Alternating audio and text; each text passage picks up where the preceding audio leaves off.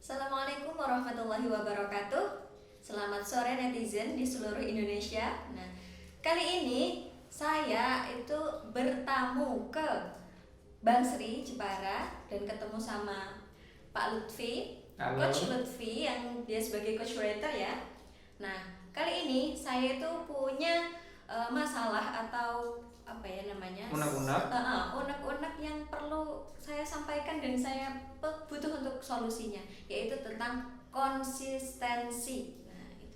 Nah Pak, Oke. gimana caranya sih untuk kita itu biar tetap konsisten dalam bidang apapun, terutama misal dalam hal menulis. Oke. Itu gimana kira-kira?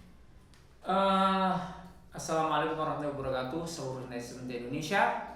Sejujurnya, saya sendiri punya masalah dengan konsistensi. Dulu, sekarang masih dikit-dikit.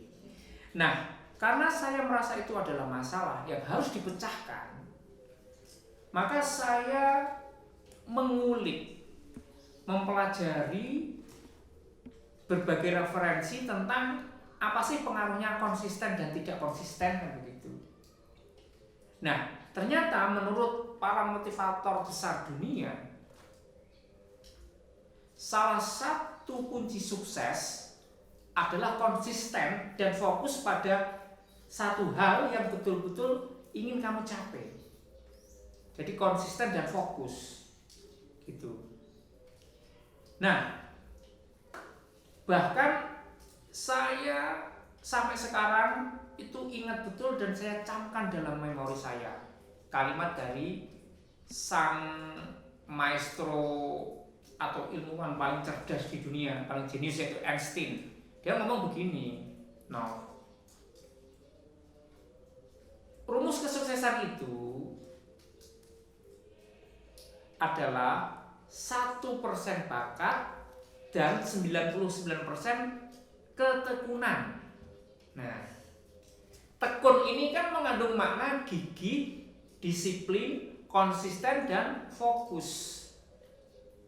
Kalau tidak, ya ambiar semuanya kan gitu. Sementara itu jawabanku. Nah, untuk menumbuhkan ini loh Pak, kayak saya ini contohnya saya sendiri saja ya. Ketika ada tugas menulis, misal dari ayo kita menulis bareng-bareng, nah kita diupload kayak gitu. Mungkin dari diingatkan itu 1-2 hari itu oke, ayo semangat kayak gitu. Setelah 3 hari kesana kok kayak apa ya, kosong gitu loh. Terus hampa, terus akhirnya ngelopro lagi. Nah, saya teringat sebuah nasihat seorang psikolog yang mengatakan bahwa manusia itu pada dasarnya bertindak atas 2 alasan, menghindar atau mendekat. Nah, artinya gini, supaya kamu pengen bisa konsisten, maka menghindarlah dari yang menjauhkan impianmu, mendekatlah kepada yang mendekati impianmu. Contoh begini, kamu itu nulis itu sebenarnya impianmu apa tentang menulis? Mempunyai buku kah? Atau menghasilkan uang lewat tulisan kah? Atau apa? Orang itu tidak ada yang malas. Yang ada adalah tujuan yang tidak jelas. Itu juga motif para motivator dunia ya. Tapi tak rasa-rasake ya bener loh saudara-saudara. Kalau kita itu nggak punya tujuan yang jelas, impian yang tinggi, itu akhirnya ngelokro, malas.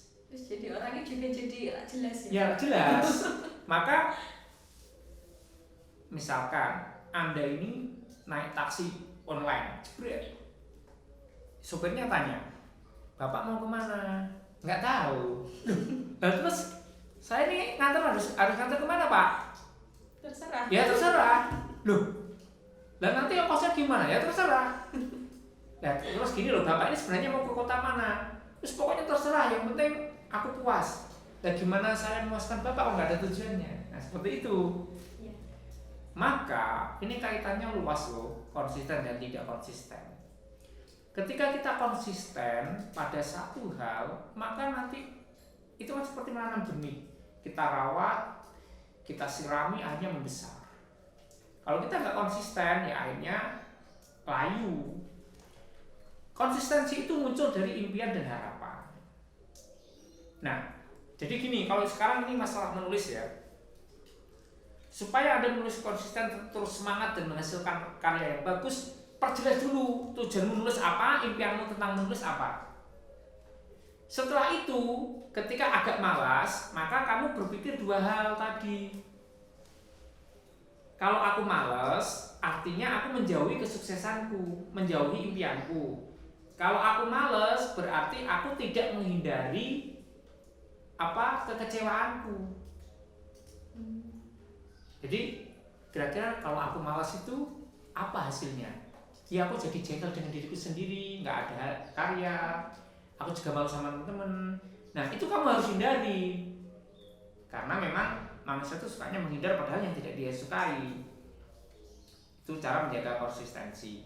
Tulis tujuan yang jelas, impian yang besar mengenai hal yang ingin kamu tekuni. Nah, cara praktis lagi adalah model denda. Jadi kalau sehari kamu nggak nulis, denda 10.000. Itu kan asing.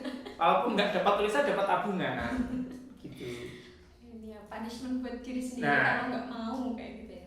Terus ini salah satu tips praktis yang memang kurang dilakukan atau kadang malah kurang dipercaya oleh kebanyakan orang, yaitu teknik visualisasi, membayangkan tujuan tercapai dengan mata terpejam. Ini dahsyat efeknya kepada semangat, kepada hormon-hormon, kepada greget untuk mencapai itu. Ya, jadi tulis tujuan yang besar, kemudian denda, kemudian lakukan visualisasi. Contoh, misalkan tujuan menulis adalah menghasilkan uang dari tulisan, maka visualisasikan itu sudah tercapai. Nah, ini tulisanku menghasilkan 1 bulan 20 juta. Nanti tak buat apa aja ya? Buat ini, buat itu, buat itu. Asik ya? Ya asik. Dan bukan hanya asik, itu pengaruhnya besar pada sistem kerja otak. Otak itu kan dahsyat, dia jaringannya banyak, dia tinggal nunggu di Klik on off. on off-nya. Ya kamu on-kan negatif, ya dia sinarnya negatif. Kalau kamu on-kan positif, ya sinarnya positif. Persoalannya, manusia itu kebanyakan sering bergerak ke sana kemari nggak jelas, daripada duduk 10 menit terpejam visualisasi apa impiannya. Padahal hasil ke depan lebih dahsyat itu. Ngono. Berarti kalau misalkan kita sok sibuk tapi nggak punya tujuan jelas, itu juga nggak berguna ya Pak? Termasuk orang-orang yang celaka. Lah iyalah, sibuk kesel ramah hasilnya, terus kecewa pada diri sendiri kan. Ini aku mau ngopo. Nah, selama ini aku ngapain kok gak bisa menghasilkan apa-apa gitu. Maka ingat teman-teman, target yang jelas, impian dipertegas dan besar, kemudian visualisasi, kemudian lakukan denda kepada dirimu ketika nggak melakukan itu.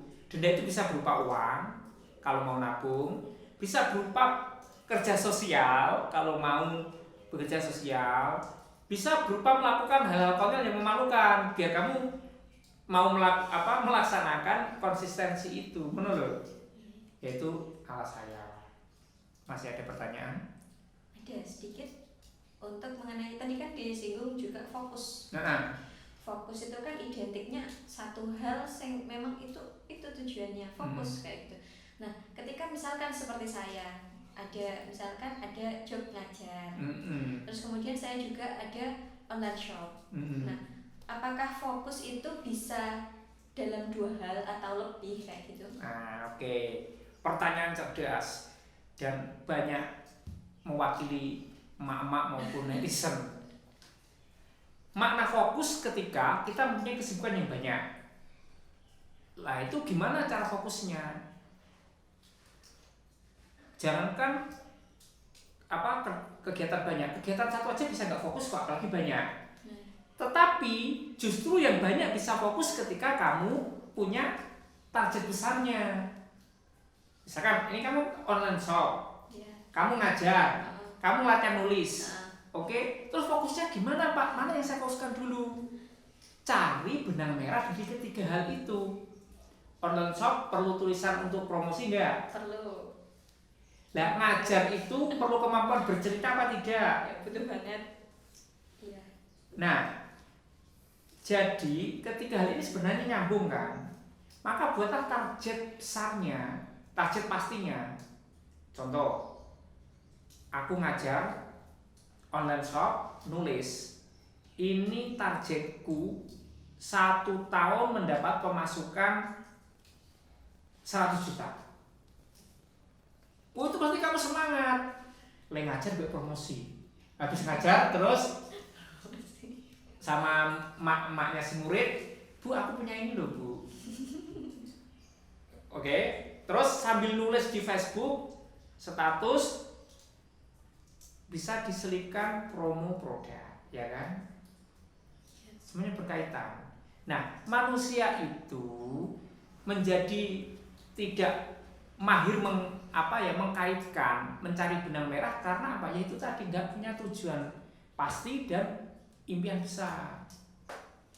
Jadi misalkan ya, kayak nih Mas Tres nih yang nyuting kita, dia itu kan desainer iyo, kameramen iyo, terus bisnis kecil-kecilan iyo, jadi tokoh sosial di masyarakat iyo. Lah fokusnya gimana? Gitu kan? Nah, difokuskan supaya semangat adalah pada tujuan besar. Dari semua kegiatanku ini, 2 tahun lagi aku harus punya mobil. Ngono carane. Nanti gimana Pak caranya? Kalau kamu sudah jelas targetnya, impian besar, maka pikiran kreatifmu akan memunculkan cara-cara yang tidak terduga. Misalkan pas kegiatan sosial, cerita tentang aku kemarin loh nyoteng di sana gini-gini asik. Akhirnya dia mbok aku disotengke misalnya. Terus kemudian wah aku nyotengi tak kumpulke tak tabung aku pengen di mobil. Nek di mobil kan aku kok iso wirawiri ora kudanan, bisa ikut pengajian, ikut bantu kegiatan sosial.